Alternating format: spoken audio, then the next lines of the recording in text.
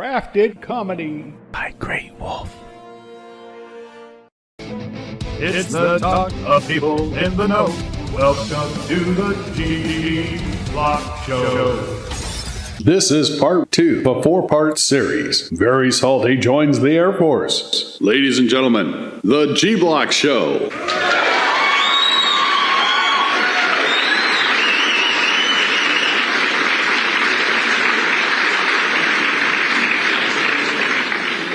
That I, Very Suly, joined the United States Air Force and become an elite member of that fighting force. And so I did. I went down. So I joined up. I was only 17 at the time, but I got permission, from my parents, and I went down to Lackland Air Force Base down in Texas, and it was quite a shock for me because I had never seen any place that looked, so I'm just going to say it, awful. I really felt like I must have landed on the moon. I mean, we got there, first of all, flying down. I mean, everybody's drinking on the plane. It's hard to believe. This is back like 1970s, and they're not carding us at all. They're not carding us. And there's a few girls that I think had a little too much to drink. In fact, I know they did.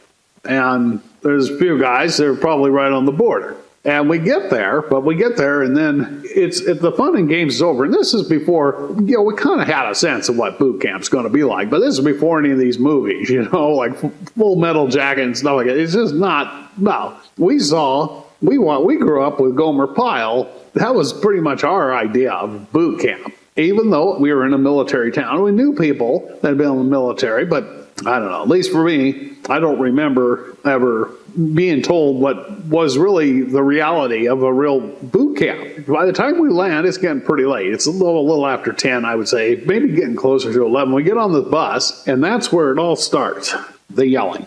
And at first, it's like, okay, well, this isn't too bad. This is sort of what I expected, but, we're all kind of sobering up. It's really funny because, it is. I don't know why. Not only did they let us drink on the plane, but they let us drink quite a bit.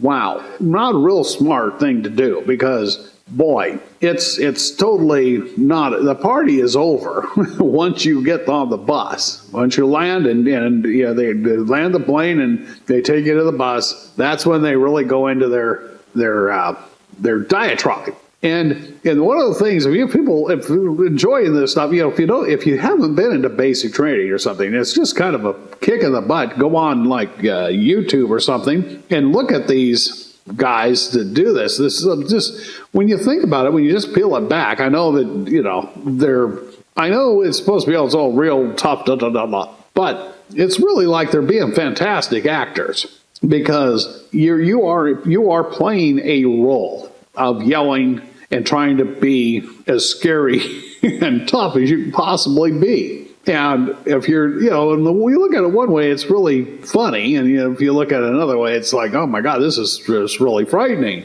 Anyway, to me, that's how I see it. They're acting. Maybe in their minds they're not, but I don't know. It's hard for me to see it any other way. So we're getting on the bus. We're on the bus and we're driving. It's pretty quiet. People are kind of looking at each other like, oh yeah, oh yeah. This probably wasn't great having the drinks we had. So, anyways, then we get to the base, and it's a little after midnight. Maybe I'm pretty sure it was about 12:20-ish, as I remember looking at my watch. And I'm out here, and it is it's nothing but flat, ugly, awful dirt as far as the eye can see. And then you have all these compounds, these 3-4 story buildings, brick hotels all over the place, pretty good size. And there's a smell that it smelled totally different than, and I'm not saying it smelled like sewer or anything. I mean, it had a no BS smell to it. I don't know how else to put it, but it smelled like no life forms around. It really seemed otherworldly, and especially that time of night, the lights and stuff, and it just had boy, this is a harsh place. Felt like going to prison, is what it seemed like, really, quite honestly. So we're out there, and I don't know how they separated. It seems like in no time at all, the girls were gone. There was no more women. It was all men, all guys. It seemed like there was a bunch of us. It just seemed like it just happened. I mean, I don't know how all of a sudden we went from like this little group of about maybe 12 guys to it seemed like there was about 100 of us out here on the tarmac. And tarmac, by the way, is tar, big like driveway, super big driveway. And at the entrance, the gate entrance of Lackland Air Force Base. So anyway, then this guy comes out, and he's just like this Mr. Macho dude. He's smoking a Moore cigarette. And I know he's smoking a Moore cigarette because I actually, at this time, had started smoking. And I smoked Moore cigarettes too. First of all, I wish to God I never started smoking. That was a stupid thing. I did it because I actually kind of felt buzzed when I would smoke, and that was, I just as leave. If I hadn't realized it's just because it raised my blood pressure, I think I would have just stopped. But I thought, well, that's what you're supposed to do. It's supposed to relax you. That's that buzz I'm feeling. Well, it doesn't take long until the buzz goes away, but then you think you need one to relax. It's just dumb. It is, but he comes out, and what was the first thing I saw? He was walking. There's other guys there too, like his enforcers, that don't say, they're just standing there looking mean. And so he comes out with this swagger, and he has this sort of, he looks a little quasi-military, kind of like, this guy isn't necessarily looking like he played by the rules. I mean, that's the persona, and he's got this cigarette, and he's got this kind of beret, like basically, like, yeah, I'm Air Force, but don't think for a second I wouldn't break your neck if you give me reason, okay? He just comes out, so he says, you know where you are, and it's like, yeah, And then he has us do this silliness with our suitcases. Put them down, lift them up, put them down, lift them up, put them down, lift them up, lift them up, lift them up, lift them up, put them down, lift them. It was just a riot. Then he starts coming in on guys. And back then, it was super common for guys to wear necklaces. It was this, I guess it's kind of that disco thing, kind of in that zone. So a lot of guys wore a necklace. Kind of seems funny now, but it was a thing. It was a fad. In fact, most of the guys there looked halfway like what you call a hippie. I mean, they had pretty long hair. And of course, he went into that. Can't they find any real men anymore these days? Like putting a bunch of sissies out here with a bunch of long hair, faggots, and all this, the whole 9 yards. But he'd come up and he started ripping. He'd come up to these guys with a necklace, just rip them off and just throw them. It was really good theater. It really was. And I happened to be, thankfully, near the back, and I was wearing a necklace. And it was a necklace with a bull. Bull, B-U-L-L on it. And I just happened to, while he was distracted, I just managed to get that necklace taken off and put it in my pocket. And I was like, I felt very fortunate about that. Not so much because I cared about the necklace, but I didn't want him thinking poorly of me. And I didn't have real long hair just because I couldn't grow it. So I kind of lucked out that way too. I so wanted to say, hey, cool, dude, I smoke the same cigarettes as you. You know what I mean? For that Rolling Stone songs, But I didn't do that. I just decided just be as non-noticeable as possible. And then, anyway, so everything just seemed to kind of go more into this, like he really wanted to let us know if we stepped out of line from this point forward, we're gonna be paying a high price. And he's saying stuff already. He's saying, like, have you ever heard of Leavenworth? Yeah, you F up one time, spending the rest of your goddamn life, just going on and on. It's like, God, this guy is good. This guy is really good. And I'm looking at him because I'm just, I'm thinking too, I know he knows half the stuff he's saying. It's all to set the stage. They finally let us through the gate with our suitcase. So then they take us into this other area, and by now it's around 1 o'clock. We go and sit in this place, and there's like 500 of us. I mean, it just keeps growing all the time. Where do you guys come from this time of night? Geez, we couldn't have all landed at the same time, really? I don't know. The U.S. is a big place. So anyways, we're sitting in this big, looks like a gigantic DMV sort of looking place, is what DMVs look like. And it's just nothing really happening. It's lackluster. as they're putting things together and they're calling people's names like, blah, blah, blah, blah, whatever your name is. Well, Ray Reese, blah, blah, blah, something like that. And so you had to go up and you get something in that. And then they assigned you then your actual military number there. I remember that. Like from now on, you are this, which is usually something in the last 4 years Social Security.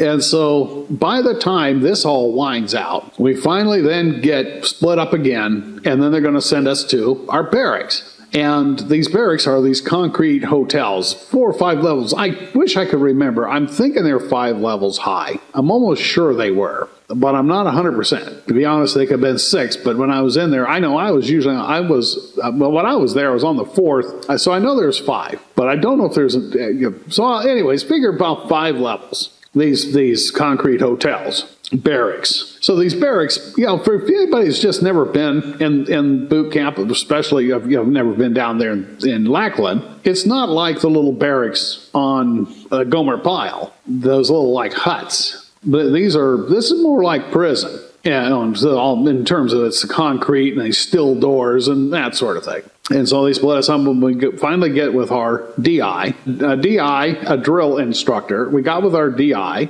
and by this time, it's really knocking on about 3 o'clock in the morning. And so then he brings us into this room, kind of like this rec room, and then the whole dorm, if you just look at it, it's like a dorm. Okay, let's just say that.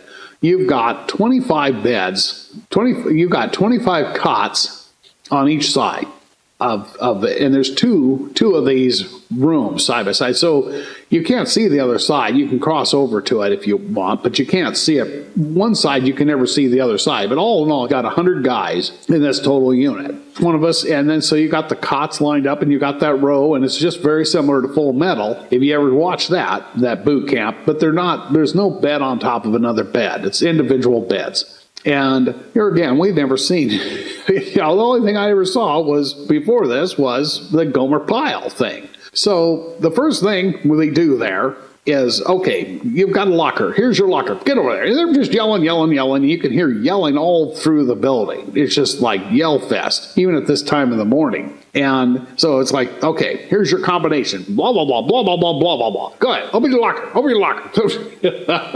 Okay. Lock your locker. Close it. Open it. Lock it. Close it. Anyway, so it's like, oh, God, chill out. Just really? Take a chill pill. Well, no, there's no chill pills around there. No.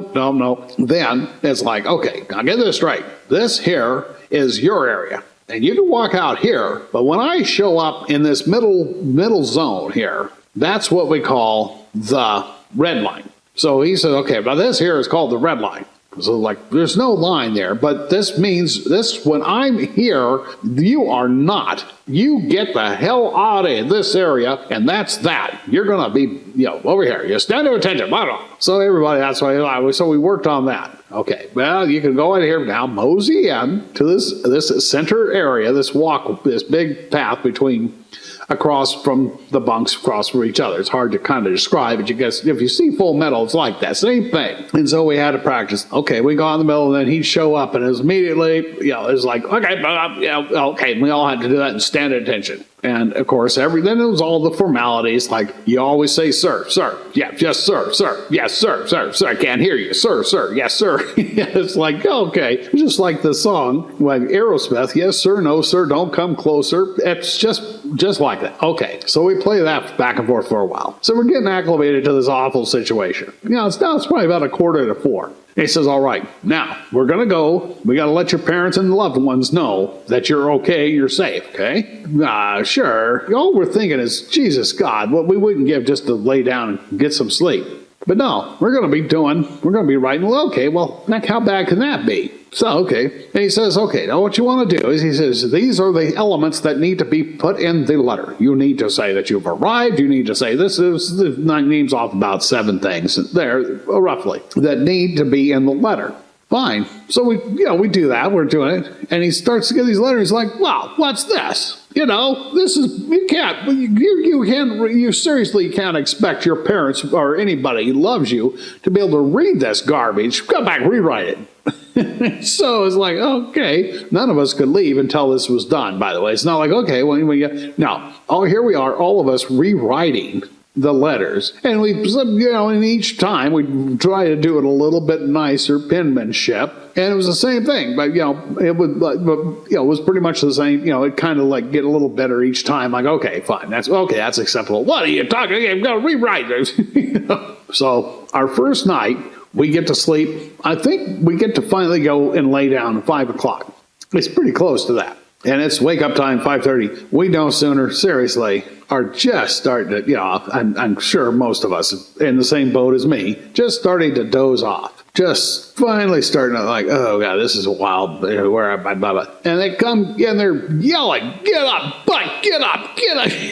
Get up! They come in yelling, get up, get up, get up, get blah, blah, blah. All this cussing and stuff, and get the hell out of bed. We got a bunch of, you got 3 minutes to get out of your bed and get everything, get it made. Like, oh, God, man, you got to be kidding me, right? No, they're not. They're not kidding at all. And no, that's just the story. So you do your bed. No, they come and look at it. Tear it all up. Try it again. Tear it all up. Try it again. And so it's like, if you guys don't get your act together, you're going to be here all day. And if you're all here all day, we're going to be it's like, oh my God, now I'm feeling it, man. I know. It's like my little hangover's just going to have to hang on. So once people start getting the beds made, the fun is just beginning because they've issued us jackets. All right, yeah, everybody put on their Phil XR, whatever it is. And so then we have to go down these 4 flights of stairs. And when we're going down the flights of stairs, it's not like you just mosey on down. No, I mean, they have us running down these stairs. Get down the stairs. Before the last of us even start to get down the stairs, there's guys coming back up the stairs. What's going on? Oh, now they want us to put on this other jacket. Okay, so we go back, put on this other jacket. And then same thing. It repeats this. It goes on for about 4 or 5 times. Finally, they figured out what jacket they want us to wear. Man. And so the first morning, now we've gotten 0 sleep. Yeah, it's just hell. You just feel like I did anyway. I just felt like crap. We go in to have breakfast. And when you go have breakfast, first of all, then they have us, you go to this table and you stand, and then finally, there's 4 of you at the table, and you've got to go to the table and you stand. And then finally, your table gets to go up and go through the line. And all the while, you got to keep in mind, there's just yelling all over the place. It is just nonstop yelling. If you don't like yelling, you're not going to like boot camp. It is a yell fest. And so finally, you get to go through and you can order and that's one thing I've got to tell you guys, just shock of all shock. I was expecting the worst food in the world. That was one thing. I was totally, military food. Oh my God, Well, okay, I'm ready for that. I can handle it. I've been eating a lot of crap food for about the last 4 years, so I think I can handle this. Well, no, that wasn't the case at all. These people, first of all, everybody working there seemed Mexican. But back then we'd call Mexican. I guess now they're Hispanic because they're all from Hispaniola. But used to be they were from Mexico, not far from the Texas border. So perhaps there's a lot of Mexicans in Texas. So they could be citizens. I don't know what the heck. But they were have Spanish-Mexican heritage. Okay, let's go with that. And the food was like nothing I've ever seen. My grandmother, I'm serious, was like, she was a cook. I just can't say enough. There was a lot of things wonderful about my grandmother, but her cooking was second to none par excellence. These guys were giving her a run for her money. This food was like knock your frickin' socks off good. I don't know how it is. Obviously, I don't know how it is in the Navy or how it is in the Army. But if you can get in the Air Force, you will be eating some very fine food. Let me tell you. So we go through and we get this like, okay, I'll take that.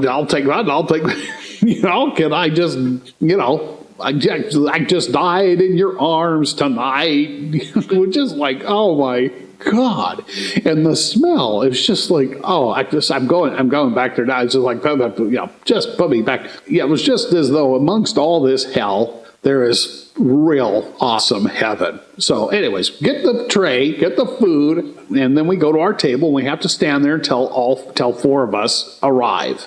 At that point, it's, sit down, blah, drop your tray, blah, blah. So we drop our tray, we sit down. You have 7 seconds. You have 7 seconds. You just go 7 seconds. Now, you know immediately that that they're not meaning you can go back up and have seconds 7 times.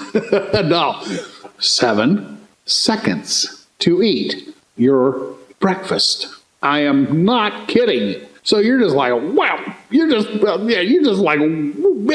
shove that food in your mouth. It's the 7 seconds, and that's it. Drop your fork, everybody up, and they're right there on you, man. Get up. Then we had to stand there. Just look at each other. Look at this big plate of food down below us. And then they finally say, okay, get outside. Go stand in line. And that's all you do, by the way. You stand in line, you march. This basic training is basically, there's a lot of other things, but the thread that all holds it together is you stand in line, you march, and you get yelled at, and you hear others getting yelled at. That is the primary, that's like the framework. Now, we were lucky because in the Air Force, unless you're in special units, you don't really have to run. It's pretty soft on the running. It's a lot of marching, but you're not like the Army at all. The Army just runs. It just seems like if you don't like running, do not join the Army. That's for sure, man. So anyway, and I did not like running. I would much rather fly. I'm kind of more of a fly guy. So anyway,